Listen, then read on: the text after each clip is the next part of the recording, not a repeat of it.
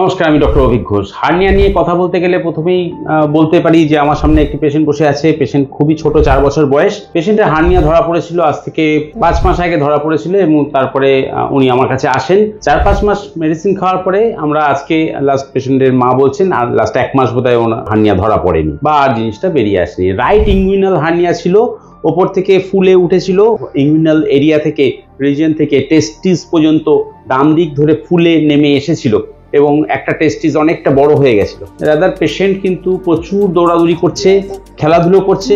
তুই খেলাধুলো করিস? প্রচুর খেলাধুলো করিস, আগের থেকেও বেশি। ওখানে ব্যথা করে? আর ওখানে আর ব্যথা করে না। আগে কিন্তু ব্যথা করতো, পেশেন্টের কিন্তু খেলাধুলো কমে এসেছিল অটোমেটিক্যালি। তার কারণ যখনই দৌড়তো, খেলাধুলো করতো, তখন ফুলে উঠতো এবং তাতে ব্যথা হতো। তাই পেশেন্ট কিন্তু খেলাধুলো নিজে নিজে রেস্ট্রিকশনে নিয়ে এসেছিল। আপনি কতটা ভয় পেয়েছিলেন, কিভাবেই বা সারাবেন ঠিক করেছিলেন, বা আপনার আর কোনো মেডিসিন আপনি ব্যবহার করেছিলেন কিনা? না, আর কোনো মেডিসিন ব্যবহার করিনি। আপনার ধরা পড়লো কবে? 5 মাস মতো আগে ধরা পড়েছিল। তারপরে যখনই এরকমটাই দেখেছি, আমি তো এখানে ওষুধ খাওয়াই, ওই 3 বছর হচ্ছে এখানে ওষুধ খাওয়ানো হচ্ছে। আচ্ছা, আমার পুরনো পেশেন্ট। যখনই আমি দেখতে পেয়েছি তখনই ভেবেছিলাম ওখানেই নিয়ে যাই, দেখায় দেখে কি হয়। প্রথমে যখন ফুলে উঠলো, সেটা কতদিন ধরে ফুলে উঠেছিল তবে আমার কাছে এসেছেন? 1 সপ্তাহ মতো দেখছিলাম। আর অল্প সময়ে রোগের উৎপত্তি তারপরেই আমরা পেয়েছি এবং ওষুধ দিয়ে কাজ করতে কিন্তু আমার 4-5 মাস টাইম লেগে গেল।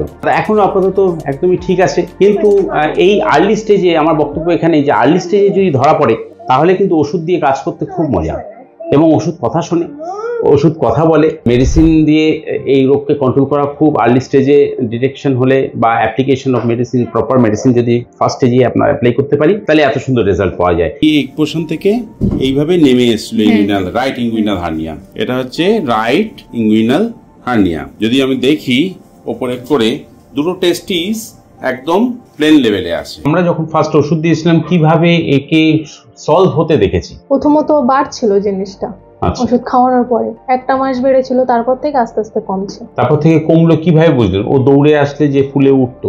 না, সেগুলো আর হচ্ছিল না, কমেই ছিল। আগে কান্নাকাটি করলেও ফুলতো, বেশি বড় হতো। কান্নাকাটি করলে ফুলতো, কাঁদতো, সবসময় খাওয়া দাওয়া করতো না।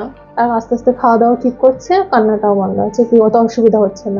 তার মানে ব্যথাটা কমে গেছে। একটা কনস্ট্যান্টলি, ও তো ছোট মানুষ, ও তো বলতে পারে না যে সবসময় বলতো আমার লাগছে, সবসময় লাগছে, সবসময় কিনকিন কিনকিন করে ওখানে একটা ব্যথা হতো।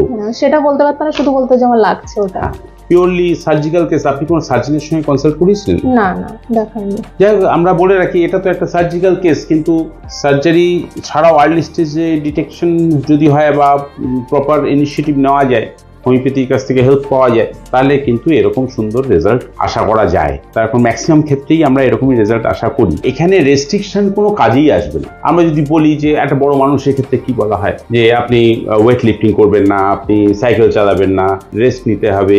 এই যে বাচ্চাদের ক্ষেত্রে আমি কিভাবে এটাকে কন্ট্রোল করবো? করতেই পারবো না। বাচ্চা আগেও খেলছিল, পরেও খেলবে, কিন্তু তার মধ্যে দিয়ে আমাদের কিন্তু মেডিসিন দিয়ে কন্ট্রোল করে নিতে হবে।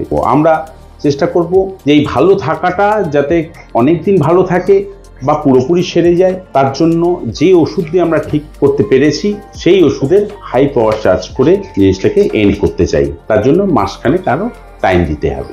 আর আমরা এখানে ব্যবহার করেছিলাম সিমটম সিমিলারিটি দিয়ে নাক্স ভূমিকা 1M আমরা এখানে ব্যবহার করতে পেরেছিলাম এবং সেই ওষুধ খেয়ে পেশেন্ট ভালো হয়েছে। তাহলে এই পেশেন্টের জন্য নাক্স ভূমিকা প্রযোজ্য ছিল এবং নাক্স ভূমিকা ভালো কাজ করেছে, পেশেন্টকে সারিয়ে তুলেছে। হোমিওপ্যাথি ওষুধে হার্নিয়া ভালো হয় সেটাই দেখানো ছিল। নমস্কার, ভালো থাকবেন।